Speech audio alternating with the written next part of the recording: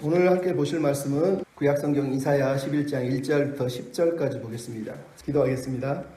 사랑하는 주님, 시간의 말씀을 묵상할 때 함께 하시고 우리가 아버지의 마음, 아버지의 뜻을 늘 깨달아 알 수 있는 지혜를 허락하여 주시옵시고 인간의 연약함들을 가리시고 오직 주님만 높임을 받으시옵소서. 의탁하며 예수 그리스도의 이름으로 기도하옵나이다. 아멘. 주 4세기에 도연명이라고 하는 사람이 쓴 책이 도화원기입니다. 들어보신 분은 들어서 잘 알고 있겠지만 무릉도원이라고 하는 이야기의 시초가 되는 게 바로 여기에 등장합니다. 주 4세기를 배경으로 하고 있는데 내용은 이렇습니다. 진나라의 무릉이라고 하는 지방에 사는 한 어부가 우연히 물길을 따라 고기 잡으러 나가서 물길이 너무 좋아서 편안히 그냥 유유자적하면서 흘러가다가 어느 순간에 복숭아꽃이 만발한 강가를 이르게 됩니다. 근데 그 강가를 따라서 계속 걷는데 너무 꽃도 아름답고 모든 게 아름다워서 이 끝에 무엇이 있을까? 그리고 배를 대고 걸어서 갔더니 거기에 큰 동굴이 있는 거예요. 동굴을 그래서 들어갑니다. 동굴을 딱 나왔더니 탁 트인 세상이 보이는데 온갖 꽃들과 열매들이 만발한 말 그대로 파라다이스, 낙원이 거기에 있었던 거예요. 거기에 보니까 할아버지든 아이든 어른들이 다 같이 아무 걱정 없이 먹고 놀고 뒹굴면서 그냥 행복하게 사는 거예요. 그래서 찾아갔더니 한 집주인이 어서 오라 그러면서 막 진수성찬을 차려주면서 밥을 먹여주는 거예요. 그러면서 우리 손조가 세상을 피해서 이 무릉도원이라고 하는 곳에 들어왔는데 우리가 세상과 연을 끊고 이곳에서 산 지 너무 오래됐다. 밖은 어떻게 살고 있느냐 물어봅니다. 그래서 가만히 들어보니까 세상에 대해서 전혀 모르는 사람들인 거예요.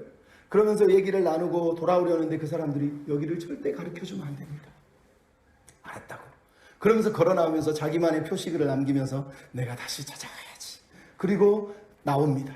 그리고 다시 자기 나룻배를 타고 자기 고향으로 가서 태수에게 얘기합니다. 태수님, 내가 갔더니 무릉도원이 있습니다. 말로 설명할 수 없는 곳이 있습니다. 그래서 태수가 군사를 보내서 다 같이 그 무릉도원을 찾아갑니다. 하지만 결코 무릉도원을 찾지 못했다는 거예요. 이게 도화원기에 나오는 무릉도원 이야기입니다. 오늘 보면 이사야 11장 6절로 9절의 내용이 무릉도원 같지 않습니까? 모든 것이 평화롭고 모든 것이 아름다워서 짐승들이 뒹굴고 아이들이 뒹굴고 뛰노는 세상을 우리가 지금 보고 있습니다. 인간은 창세 이래로 계속 이 낙원을 파라다이스를 찾아서 끊임없이 노력하고 또 찾아다니고 있습니다. 그 파라다이스가 이제는 저 우주의 어느 너머에 있지 않을까 해서 우주 개발을 하고 우주선을 만들고 또 더 나아가서 3차원을 넘어 4차원을 넘어서 이제는 전혀 다른 차원의 세계를 향해서 여행을 하겠다는 꿈을 인간이 보여주고 있는 이유, 우리가 지금 낙원을 사실은 찾고 있는 거라는 거예요. 하지만 인간은 그 누구도 그 낙원에 이른 적이 없습니다. 왜? 우리의 낙원은 거기에 없기 때문이에요. 근데도 우리는 여전히 신의 지문처럼 이 안에는 뭔가 남아있어요. 아무리 먹어도 아무리 누려도 아무리 사고 입고 놀아도 허전함이 남아있는 거예요. 왜? 우리가 이 땅에 속한 사람이 아니라는 증거예요.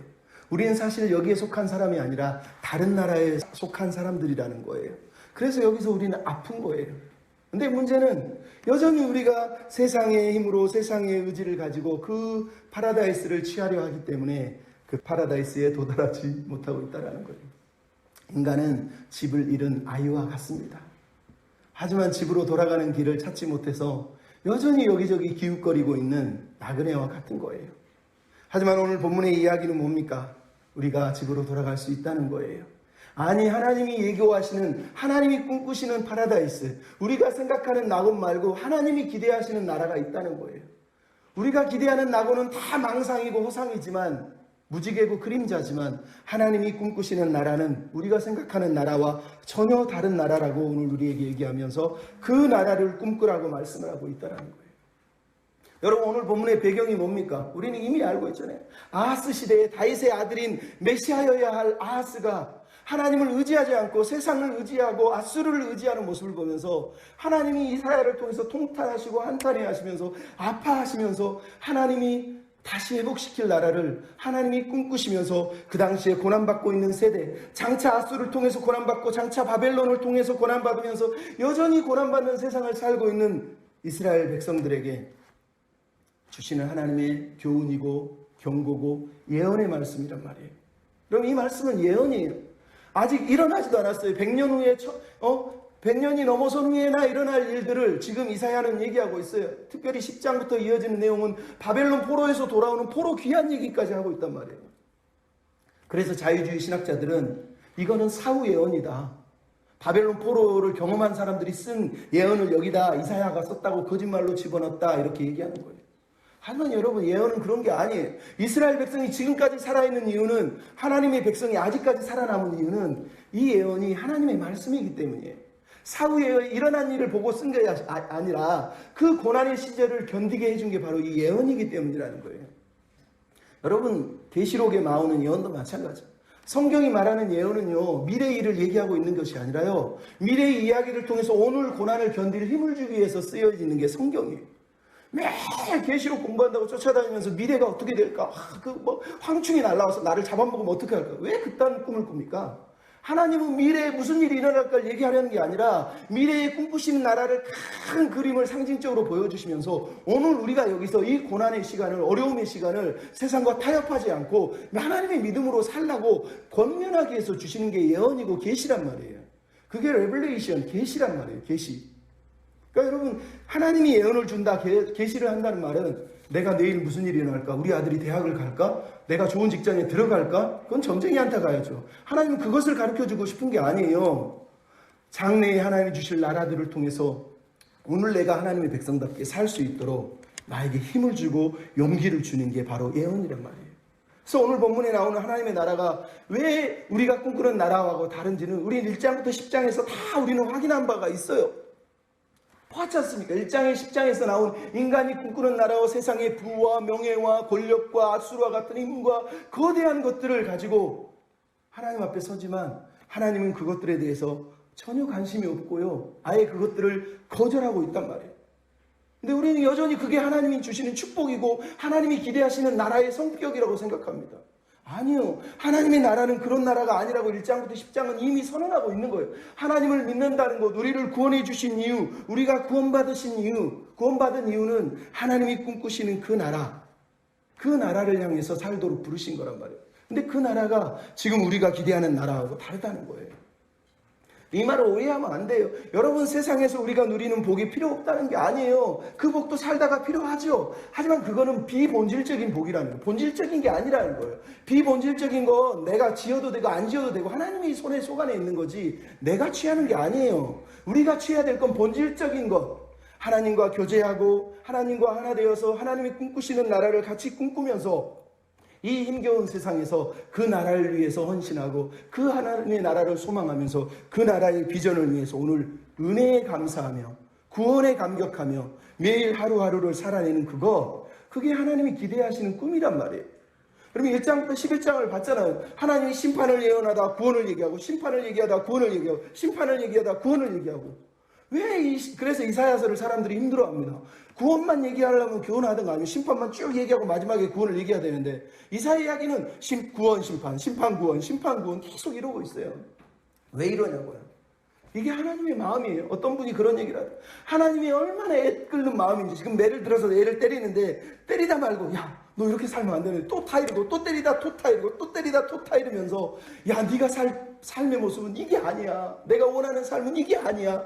계속 애 끓는 마음으로 설득하고 있는 아버지의 모습을 지금 이사야서가 우리에게 보여준다는 거예요.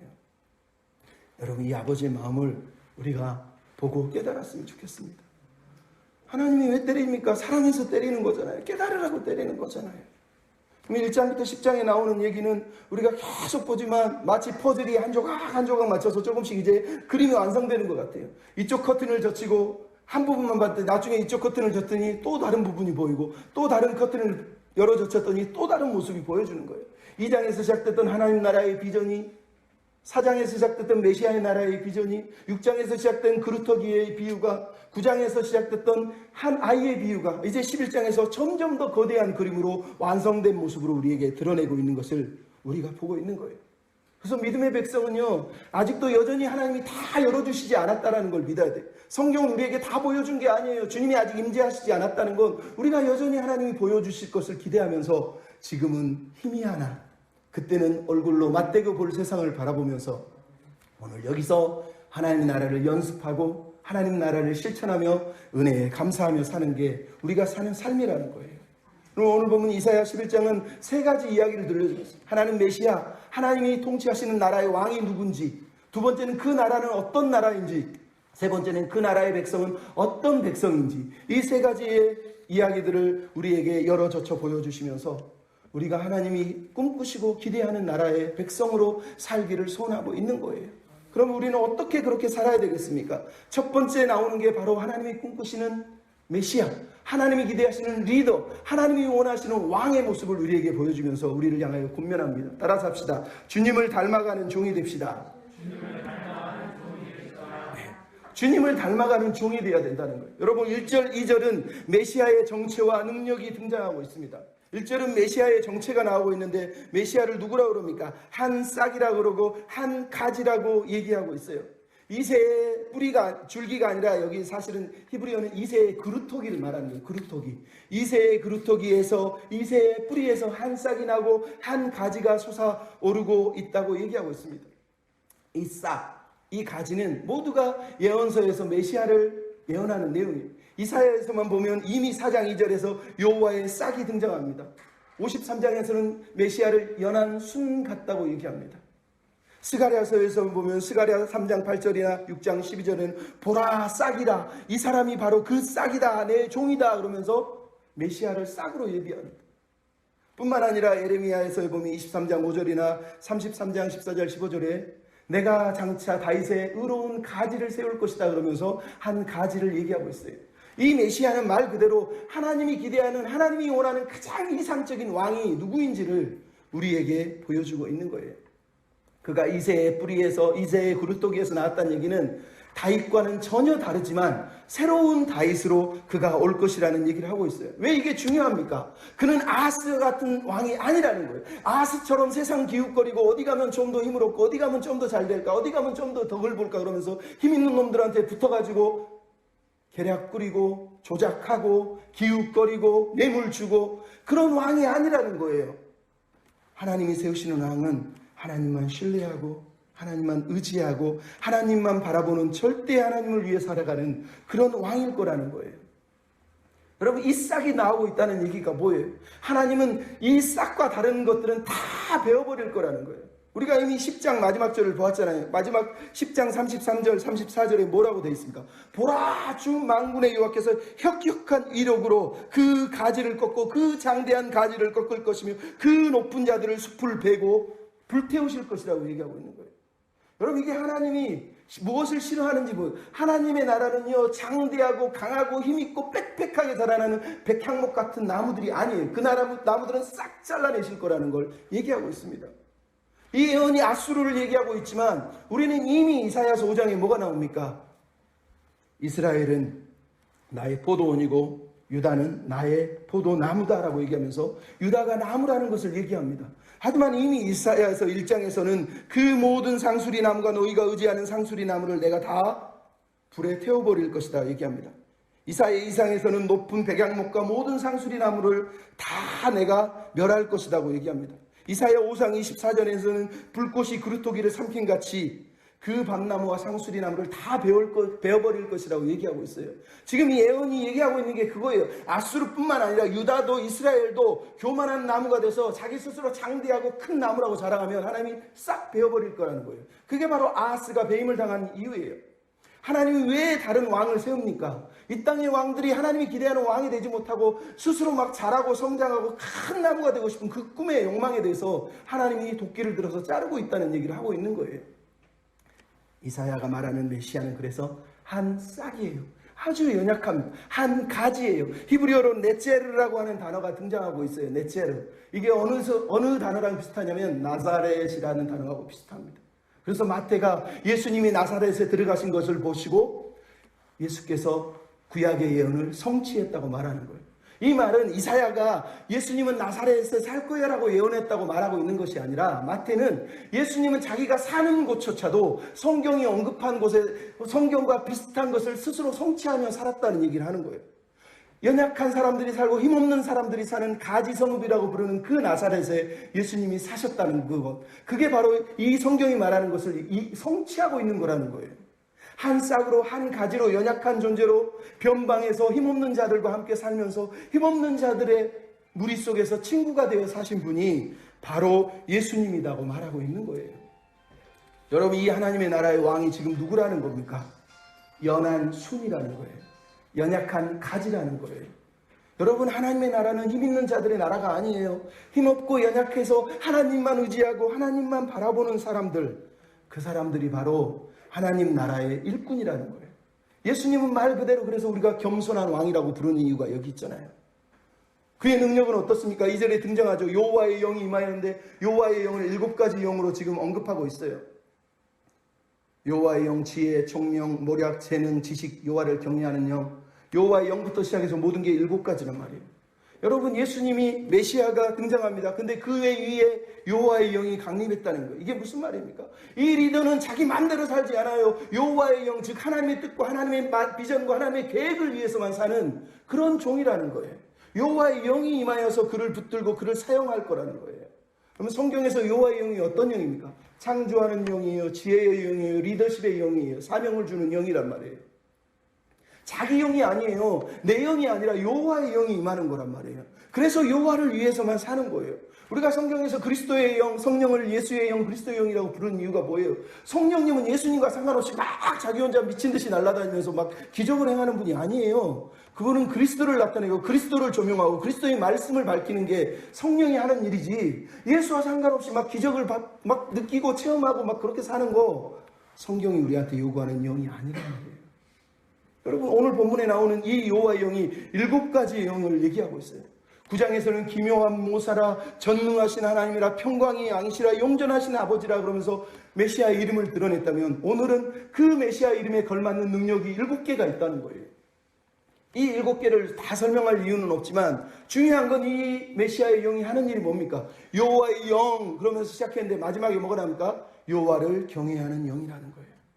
여러분, 여호와의 영이 하는 일은 언제나 똑같습니다. 마지막 결론은 여호와를 경외하는 거예요. 그리스도의 영은 그리스도를 경외하게 하는 겁니다. 이것이 아닌 영은 다 가짜예요. 거짓 영이고 악한 영인 거예요. 여러분, 하나님의 리더가 성령의 사람, 지혜의 사람인 이유가 뭡니까? 사도행전에 성령과 지혜가 충만한 사람을 세웠다는 게 바로 이 메시아의 영을 따르는 사람들이에요. 그들은 교만하지 않아요. 그들은 그리스도의 영을, 하나님의 영을 받아서 하나님의 지혜를 가지고 교회를 돌보고 교회를 하나님의 마음으로 다스리는 사람들이라. 이 땅의 교회가, 이 땅의 직분자들이 이런 여호와의 영, 이런 그리스도의 영을 받아야지 그렇게 살아가는 사람이 여호와를 경외하는 사람이에요. 그러니까 그 사람이 영이 뭘 받았는가는 그가 하나님을 경외하고 있는가를 보면 아는 거예요. 여호와의 영은 하나님을 경외하게 만드는 거예요. 그게 아니고 자기를 자랑하고 자기 권력을 나타내고 자기 부를 자랑하고 자기 지위를 자랑하는 영은 하나님의 영이 아니, 그 영은 교만한 영이에요. 여러분, 예수님이 이렇게 탁월하십니다. 그는 온전히 하나님만 의지하는 겸손의 왕일 뿐만 아니라 성령의 사람이고, 마지막으로 3절로 5절에 나오듯이 그는 말 그대로 여호와를 경외하는 사람이에요.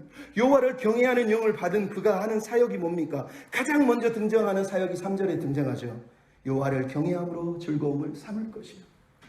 여러분, 모든 사역의 출발이자 마지막은 언제나 이거여야 되는 거예요. 우리가 예배하는 이유가요, 복받기 위해서 예배하는 건 가짜예요. 내가 예배하는 이 여호와를 즐거워하는 거예요. 하나님을 기뻐하는 거예요. 하나님 때문에 여기서 찬양하는 거라니까요. 제가 여러분 맨날 얘기하죠. 왜 찬양을 하는데 여러분 기쁨이 없습니까? 여러분 기쁨이 없는 건 나는 어려서부터 좀 우울해서 내 성격이 소극적이어서 그건 여러분이 영이고요. 하나님의 영은 기쁨의 영이라니까요. 와, 하나님 나를 구원해 주셔서 감사합니다. 표현해야죠. 내가 사랑해. 그런데 짝사랑하는데 짝사랑 받는 여자처럼 새침대기죠. 난 안 사랑해. 관심 없어. 이게 뭡니까 이게. 하나님은 아들까지 주면서 사랑한다는데 나는 별로 안 기쁜데. 난 그걸로 안 되는데. 여러분, 하나님 기뻐하십니까? 사람 앞에 보이라는 게 아니라요, 하나님 앞에 보이라고요. 안 즐겁습니까? 인간의 제일 되는 목적이 뭐라고요? 소요리 1문에 하나님을 영화롭게 하고 영원토록 그를 즐거워하는 것입니다. 여러분, 이거 하나만 알고 있어도 신앙은 성공하는 겁니다. 사는 이유가 그거밖에 없다니까요. 내가 즐거워한다는 건 내가 그분을 사랑한다는 얘기예요. 내가 즐거워한다는 건 그분과 마음이 맞고 그분과 함께 있기 때문에 행복하다는 뜻이라니까요. 왜 즐거워하지 않습니까? 왜 그렇게 힘겨워하십니까? 뭐가 그렇게 내 영혼을 붙들고 있습니까? 하나님의 영이 임재하셔서 내가 여호와를 경외하는 영으로 충만케 해주십시오. 이렇게 기도해야 됩니다. 그렇게 기도하는 사람은 오늘 본문에 뭐라고 그럽니까? 그는 눈에 보이는 대로 심판하지 않고 귀에 들리는 대로 판단하지 않는다는 거예요.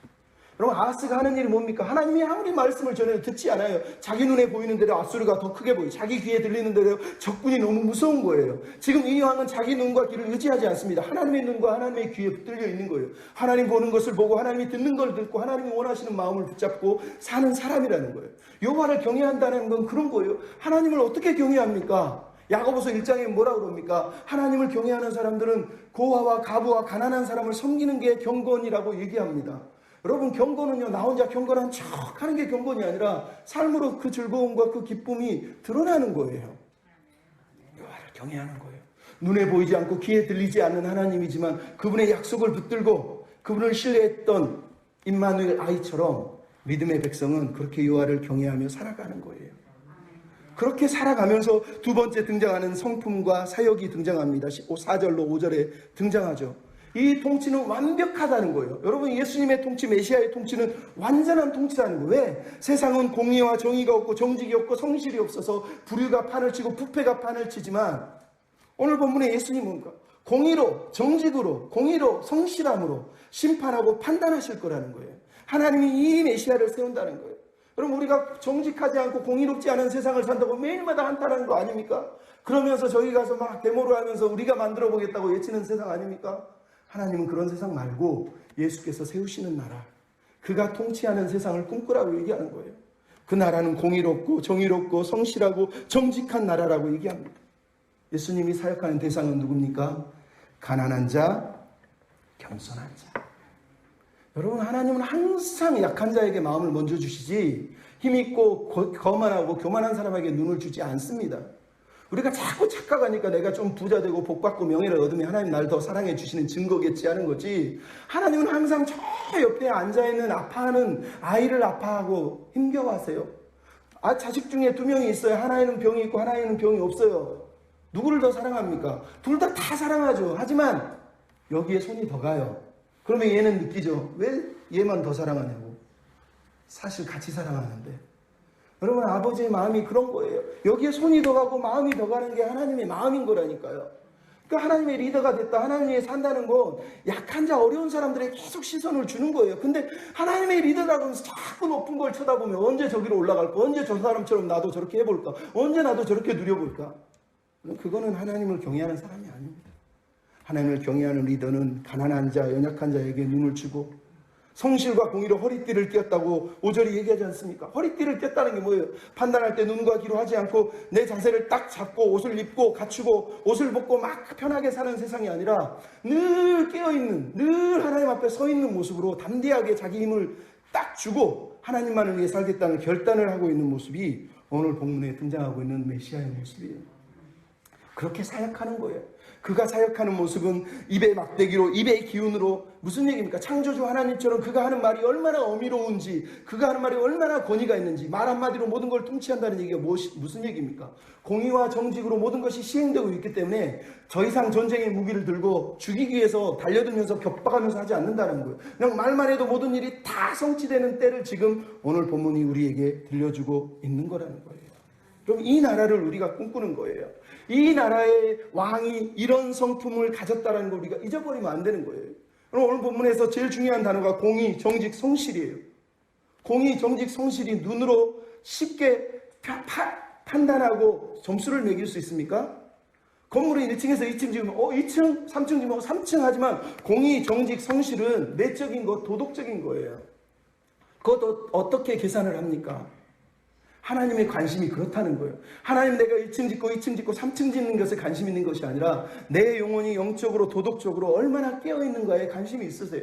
내가 무슨 결과를 내고 얼마를 성취하는 거에 향한 관심이 있는 게 아니라요, 그분은 내가 어떤 과정 속에 있는지를 보는 거예요. 내가 이 과정 속에 공의롭고 정직하고 성실하게 그 삶을 살아내고 있는지 이 하루의 삶에 대해서 하나님이 보고 싶으신 것이지, 개판으로 오늘 살면서 나는 나중에 뭐 부자 됐네, 복 받았네, 하나님은 인정하지 않으신다니까요. 사도 바울이 뭐라고 그럽니까? 바울과 아볼로 자기들을 들면서 나는 심었고 아볼로는 물을 주었으나 자라게 하시는 이는 하나님이시다는 거예요. 여러분, 결과는 하나님께 맡기는 거예요. 왜 내가 그 열매를 만들어내려고 하냐고. 왜 내가 열매를 꼭 만들어야 되냐고. 열매는 하나님 주시면 감사, 안 주셔도 땡큐 하면 되는 거고요. 나는 오늘 물을 주고 오늘 심고 오늘 관리해 주는 거, 하나님은 그것을 공의, 정직, 성실함이라고 얘기하는 거예요. 여러분, 우리가 이 땅의 교회들이 이런 삶을 살았으면 좋겠어요. 공의롭고 정직한 사람들. 그럼 유교가 일어났습니다. 6.25 전에 한 사람이 서울의 한 은행에서 대출을 받았습니다. 전쟁이 터졌어요. 난리가, 사람들이 도망갑니다. 근데 이 사람은 내가 은행에서 빚을 냈는데 빚을 갚아야지. 그래서 은행을 찾아갑니다. 은행 직원이 당신 미쳤습니까? 다들 전쟁이 나서 빚을 갚기를 무슨 빚을 갚냐고. 그래도 아니라고, 나는 빚을 갚아야 된다고. 나는 하나님 믿는 사람이라고. 그러면서 빚을 갚겠다는 거예요. 그래서 지금 서류가 없어서 당신이 무슨 빚을 냈는지 모른다. 부산에 이미 서류는 부산으로 내려갔다. 그러면 영수증을 써서 빚을 갚아버립니다.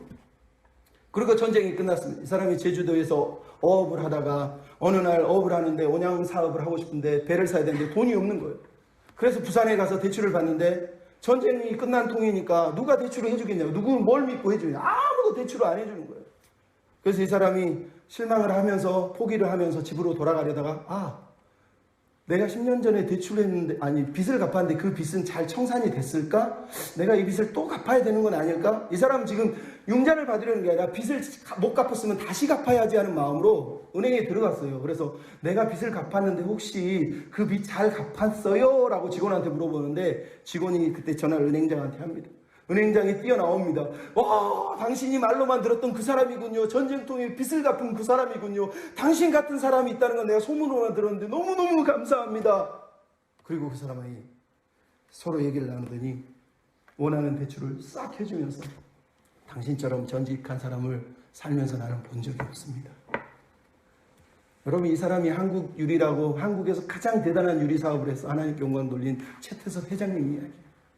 그는 크리스찬으로서 정직이 몸에, 뼈에, 피부에, 우리식으로 말하면 피 안에 섞여 있는 사람이에요.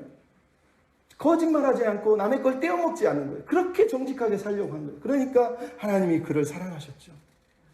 여러분, 사역과 성품은 따로 떼어놓으면 안 돼요. 저는 항상 생각합니다. 일은 잘하는데 성품이 개떡 같은 사람은 진짜 나쁜 놈입니다. 일은 못해도 성품이 좋은 사람이 그나마 나은 거예요. 저는 절대로 너 일 못하니까 넌 성품 좋지만 필요 없다고 하는 건 저는 별로 안 기뻐합니다. 차라리 일을 못해도 되는데 사람은 되라고 얘기하고 싶습니다. 하나님도 그런 거 아닙니까? 우리가 그런 마음을 가졌으면 좋겠습니다. 너무 길어져 버렸는데, 두 번째 따라서 합시다. 주님이 주시는 나라의 백성이는, 다시 한번 하나님을 아는 백성이 됩시다. 하나님을 아는 백성이 됩시다. 네, 오늘 두 번째 이야기에 등장하고 있는 내용이 뭡니까? 6절부터 9절에 나오는 하나님의 나라, 메시아가 통치하는 나라예요. 말 그대로 평화로운 나라예요. 부족함이 없는 나라예요. 이 나라는 상징적인 언어들을 통해서, 목가적인 언어를 통해서, 온갖 동산과 짐승들의 비유를 통해서 하나님이 다스리는 나라가 얼마나 평화로운 나라인지를 우리에게 보여주고 있어요.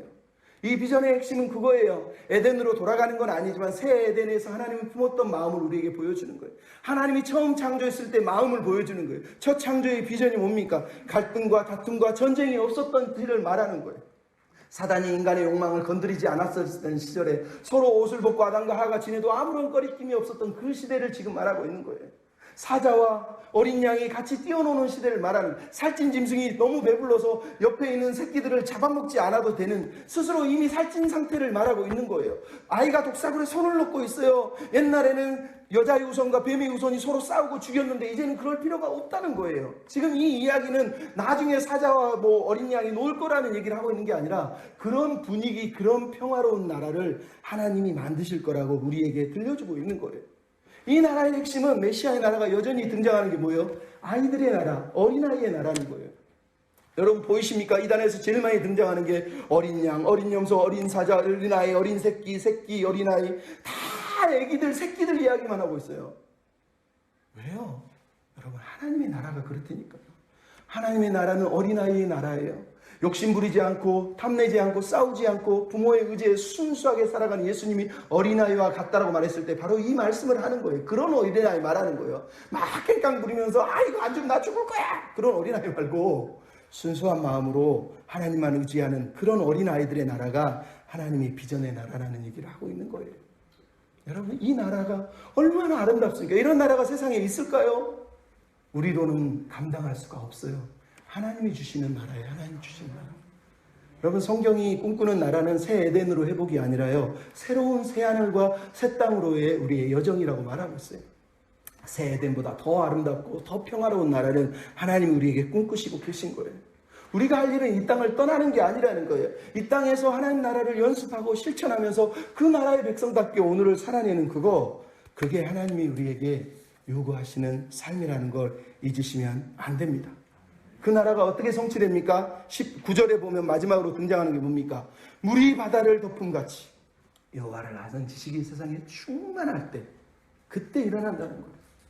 그럼 물이 바다를 덮는 것처럼 하나님을 아는 지식이 온 땅에 충만해질 때 그 일이 일어난다는 거예요. 말 그대로 메시아가 여호와를 경외하는 영으로 충만해져서 하나님만 바라보고 공의와 정의를 행하고 살 때 이 나라가 이루어지는 것처럼 그를 따르는 백성들이 하나님을 아는 지식으로 충만해져서, 머리로 아는 거 말고 여기서 알다는 히브리어 단어를 여러분이 공부를 많이 설교 때 한두 번 들었잖아요. 히브리어 야다. 야다는 관계적인 언어예요. 그냥 머리로 하는 지식적인 언어가 아니라 내가 저 사람을 알아요 그랬을 때 내가 이름을 아는 거하고 그 사람을 살면서 아는 건 다르잖아요.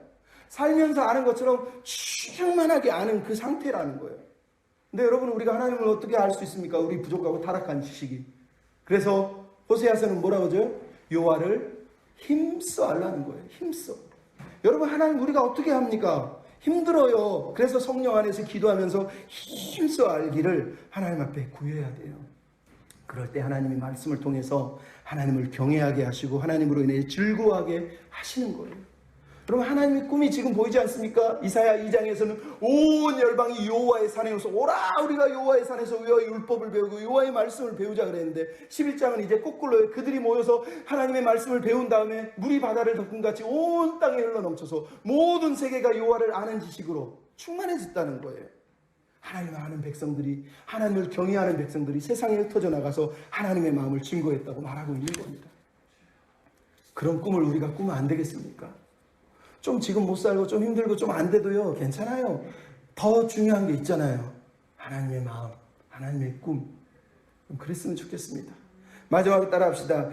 은혜의 깃발을 들고 살아갑시다. 은혜의 깃발을 들고 살아가라. 이사야가 보여주는 세 번째 그림이 바로 10절부터 14절에 나오고 있는 하나님 나라의 백성들이에요. 오늘 본문에 나오는 하나님의 백성들의 모습을 보십시오. 10절, 11절에 뭐라고 그러는 거예요? 그날에 주께서 다시, 그날에 주께서 다시, 다시. 얼마나 감사할 언어입니까? 다시. 하나님이 포기한 게 아니라, 자기 백성들을 포기해버린 게 아니라, 내가 너희들을 다시 일으켜 세울 거야. 다시 일으켜 세울 거야. 다시 그러면서 이 백성들을 다시 하나님의 백성으로 모으시고 다시 하나님의 나라를 시작하고 있는 모습을 우리가 보고 있단 말이에요. 근데 이 백성들을 모아서 하나님이 모으실 때 제일 먼저 하는 일이 뭡니까? 하나님께서 바로 그날의 이새의 뿌리에서 만민의 기치로 이새의 뿌리를 세울 거라는 거예요. 여러분, 여기서 기치라는 단어는 기준이라는 뜻이고 깃발이라는 뜻이에요. 즉 하나님께서 이새의 뿌리, 이새의 메시아, 그 메시아를 깃발로 세우셔서 온 열방 가운데 깃발을 들 거라는 거예요. 그래서 하나님의 백성들은 그 깃발을 보고 예수님이 기준 하면 예수님들로 따다다닥 서서 예수님이 걸어가는 거를 따라가는 모습을 지금 말하는 거예요. 내가 내 아들을 만민의 기치로 세우겠다는 얘기는 예수님이 하나님 나라의 기준이라는 거예요. 하나님 나라의 백성은 예수님처럼 산다는 거예요. 예수님을 따라가고 예수님을 따라서 그 길을 걸어가는 백성이라는 거예요. 그게 하나님의 꿈이세요. 여러분, 우리가 그래서 구원받은 이유가 뭐라고요? 예수 그리스도를 닮아가는 거예요. 하나님이 예수님을 맏아들로 세우셔서 우리를 그의 아들의 형상을 입게 하시려는 게 하나님의 꿈이라고 말하는 거라니까요. 예수님이 기준이에요. 우리가 닮아갈 최종 목적지는 저기 큰 집에 사는, 저기 막 성교지에 궁교를 짓고 사는 저기 큰 교회, 거대한 막 몇십억, 몇백억, 몇천억 짓는 교회 목사가 아니라 예수 그리스도.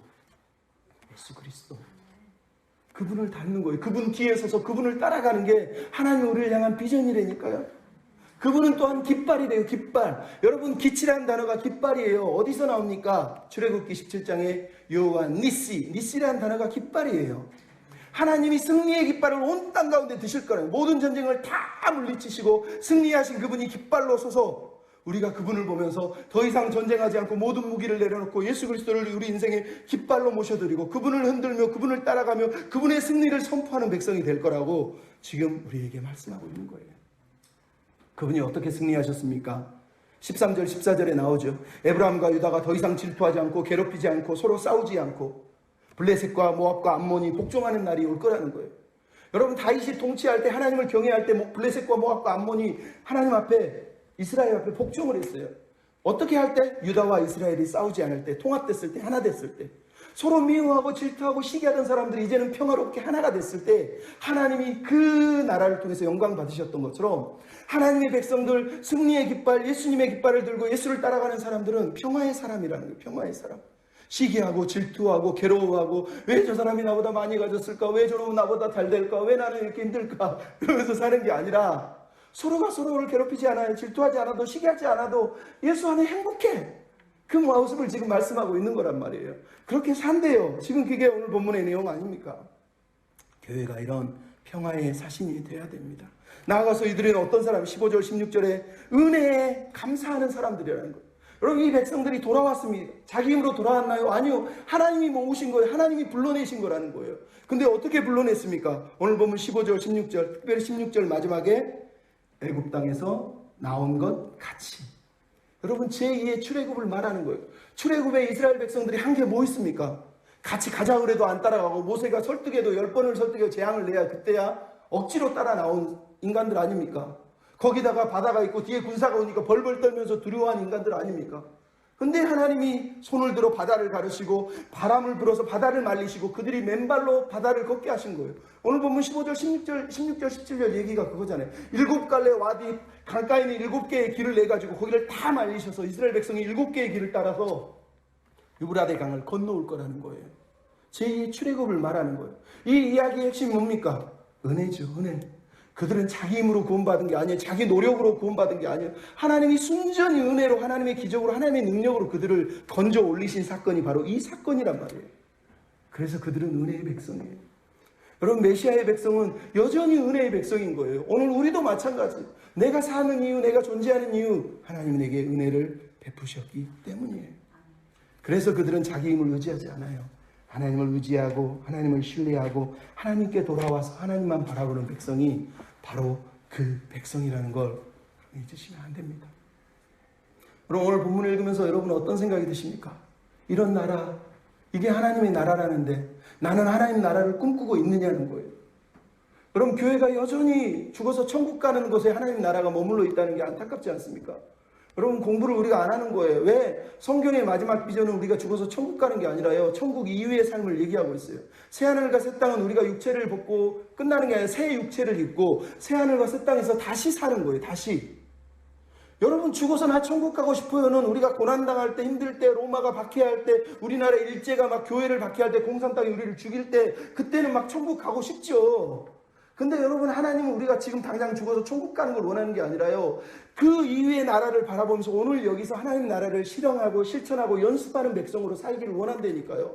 왜? 그 나라는 공의롭고 정의로운 나라예요. 공의와 정의가 시행될 때에만 하나님의 평화가 임하는 나라이기 때문이래요. 오늘 5절, 3절, 4절, 5절에 뭐가 나옵니까? 다시 얘기하죠. 메시아의 나라는 그가 공의와 정의로 다스리기 때문에 샬롬이 임하는 거예요. 6절, 9절은 5절, 4절이 없으면 이루어질 수 없는 나라를 말하는 거예요. 하나님을 경외하는 사람이 공의와 정의로 세상에서 살아낼 때 그 나라가 평화로워지는 거예요. 메시아가 그렇게 하실 거고, 메시아를 따르는 백성, 메시아의 깃발을 따르는 백성, 메시아의 기준을 따라 뒤에 선 백성들은 이 길을 따라서 걸어가는 거예요.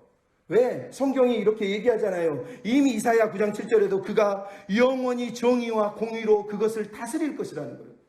주님은 여전히 공의와 정의로 하나님의 나라를 통치하실 거예요. 우리도 그래야 돼요. 시편 89편 14절에 공의와 정의가 주의 보좌의 기초다. 97편 2절도 공의와 정의가 그 보좌의 기초라는 거예요. 하나님 나라의 기초는요, 공의와 정의예요. 그 모든 걸 붙들고 있는 게, 덮어주는 게 은혜지만 공의와 정의가 없어지지 않는다니까요. 여러분 창세기 28장에 보면 하나님이 아브라함을 부르면서 뭐라고 그러죠? 내가 아브라함을 그 자식과 건속에게 명하여 여호와의 도를 지켜 공의와 정의를 행하게 하려고 택하였나니. 하나님이 이스라엘을 선택한 이유를 설명합니다. 다윗이 사무엘상 23장 3절에 뭐라고 그러죠? 이스라엘의 하나님 이스라엘 반석이 말하기를 사람을 공의로 다스리는 자 여호와를 경외함으로 다스리는 자 그 사람이 아침에 돋는 새싹 같게 할 거라는 거예요. 이게 메시아의 비전이에요. 메시아는 공의로 다스리고 하나님을 경외하는 거예요. 메시아를 따르는 리더들은 메시아를 따르는 하나님 백성은 똑같아요. 공의와 정의로 하나님을 경외하면서 하나님의 은혜에 붙들려서 살아가는 백성들, 그게 바로 하나님의 꿈이란 말이에요. 그래서 로마서에 뭐라 하나님의 나라는 의와 평강과 희락이에요. 의가 나오는 거예요. 의가 없이 희락과 평강이 있지 않아요. 그건 가짜예요. 의는 언제나 희락과 평강 같이 등장하는 거예요. 희락과 평강은 의가 있어야지만 온전해지는 거예요. 모두가 정의롭게 못 사는데 어떻게 샬롬이 일어납니까? 안 그렇습니까? 샬롬은 모두가 정의로운 거예요. 서로가 서로의 권리가 아무도 침해받지 않았다고 느끼는 거예요. 그래서 평화로운 거예요. 그게 샬롬의 나라라고 얘기한다니까요. 샬롬의 나라예요. 여러분 교회가 죽어서 천국 가는 것만 얘기하니까 교회에서 하는 일이 뭐면 맨날 죽으면 천국 갈 거야. 잊어버려. 은혜지. 뭐가 은혜입니까? 밖에서 죄 짓는 사람들한테 막 죄 지었다고 그래도 교회에서는 은혜야. 은혜로 덮어야 돼. 은혜로 덮어야 돼. 왜 우리가 공의를 포기하고 교회에서는 은혜만 얘기하고 밖에 나가서는 은혜를 버리고 공의만 얘기하냐고요. 여러분 이단에 쫓겨간 청년들한테 인터뷰한 기사를 보니까 그렇게 나옵니다. 나는 그 사람들이 성경을 해석한 게 틀리다는 걸 알지만 그들처럼 나를 진정으로 사랑하는 줄을 사람이 없었습니다. 그래서 나는 그들을 떠나기가 힘들어요. 교회는 한 번도 내 마음을 들어본 적 없고 내가 힘들다는 얘기 들어준 적 없잖아요. 그들은 다 들어줬어요. 대체 뭐가 바뀐 거예요? 뭐가? 교회가 그래야 되지 않습니까? 교회가. 근데 교회가 거꾸로 하고 있어요. 그래서 가난한 성도, 교회 안 나가는 성도들이 얼마나 많습니까? 젊은 애들이 안 나간대요. 그래서 이름이 가나안이에요. 가난한 성도들 왜 안 나온지 아세요? 교회가 공의롭지 않대요. 정의롭지 않대요. 은혜는 말하는데 부패를 덮는데요. 목사의 부패도 덮고 집사의 부패도 교회의 죄들을 덮어준대요. 여러분 덮어주는 게 문제가 아니라 어떻게 덮느냐가 중요해요. 공의로운 가운데 덮여줘야 되는 거예요. 예수님이 우리 죄를 그냥 용서해 줬나요? 아니요. 그분이 공의로우신 하나님의 심판을 받으신 거예요. 그 의로우심이 예수님을 십자가에 다루셨기 때문에 우리가 구원을 받은 거예요. 우리도 마찬가지예요. 우리가 은혜를 선포하는 그 기초는 항상 공의와 정의가 있어야 돼요. 공의와 정의가 있을 때 하나님의 나라가 역사하는 거예요. 그래서 시편은 이렇게 선언하고 있어요. 인애와 진리가 같이 만나고 의와 화평이 서로 입맞추었으며. 여러분 하나님의 꿈은 공의와 정의가 만나고 의와 화평이 서로 입맞추는 나라예요. 화평한데 공의가 없다? 의로운데 화평이 없다? 하나님은 절대 그런 나라를 꿈꾸시지 않으세요. 우리가 꿈꾸는 나라는, 하나님이 기대하는 나라는 정의와 화평이 입맞추는 거예요. 하버드 총장 나담 푸시라고 하는 사람이 옛날에 우리 인생의 청춘들에게 필요한 5가지가 필요하다고 그랬어요. 뭐라고 그랬어요? 흔들 수 있는 깃발, 변하지 않는 신념, 따를 수도 있는 지도자, 평생 함께할 친구, 부를 수 있는 노래라고 그랬단 말이에요. 우리에게 있잖아요. 오늘 본문에 나온 우리에겐 깃발이 있어요. 하나님께서 주신 만군의 여호와가 주신 승리의 깃발, 예수 그리스도가 있다니까요. 평생 함께할 친구가 있어요. 평생 따라 부를 노래가 있어요. 하나님의 나라 평생 우리가 의지할 신념이 있는 거예요. 평생 따를 지도자 예수 그리스도, 우리의 깃발이세요. 승리의 왕, 평화의 왕, 겸손의 왕, 우리가 그분을 따라 그분을 뒤에서 그분을 따라가는 백성이 되는 거예요. 그렇게 될 때 시편 72편 7절은 이렇게 설명합니다. 새 번역입니다. 그가 다스리는 동안 정의가 꽃을 피우게 해주시고 저 달이 다 닳도록 평화가 넘치게 해 주십시오. 여러분 이 꿈을 꾸셨으면 좋겠습니다. 내가 예수 그리스도의 깃발을 들고 오늘 평화를 선언하고 겸손을 의지하고 은혜를 자랑하면서 하나님의 공의와 정의를 실천하면서 그렇게 하나님의 사랑을 증거하는 은혜의 백성들이 다 되시기를 주님의 이름으로 부탁을 드립니다. 아멘. 그렇게 살 때, 그렇게 의지할 때 하나님이 영광을 받으십니다. 우리 피난처 되시는 주 예수 찬양하시면서 하나님 그렇습니다. 주님의 임재에 온 땅이 흔들리고 우리 기도에 하늘을 이어서서 모든 민족이 모든 열방이 예수께 나오게 해 주시옵소서. 예수 그리스도를 주라 고백한 나를 허락해 주시옵소서. 우리 같이 기도하고 같이 고백하며 나아가기를 원합니다. 피난처 되시는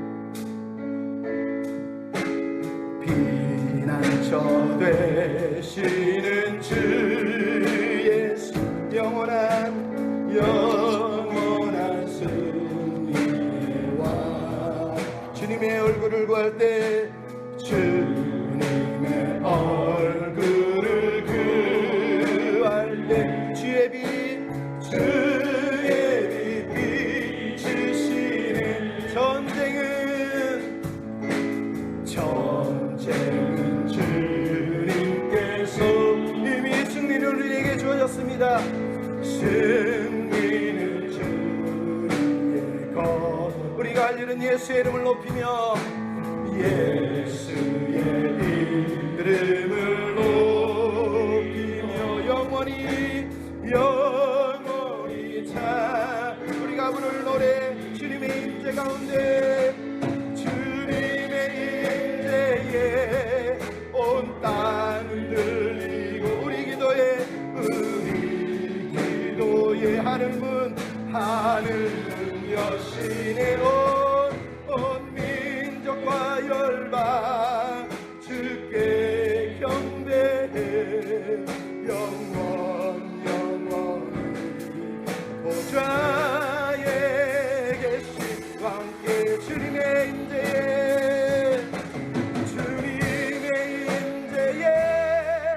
온 땅을 들리고 우리 기도에 하늘 문 여시네 온 민족과 열방 주께 경배해 영원히 보좌에 계신 왕 주님의 임재에 한 번 더 고백하며 주님의 임재에 온 땅을 들리고 우리 기도에 하늘 여시네 온 민족과 열방 주께 경배해 영원히 하나님 어린 양께 여호와는 너에게 복을 주시기를 원합니다. 여호와의 복을 받아 누리며 그 복을 증거하며 많은 이들에게 그 사랑을 증거하는 그 백성이 되게 해주십시오. 우리 기도하는 마음으로 찬양합니다. 여호와는 너에게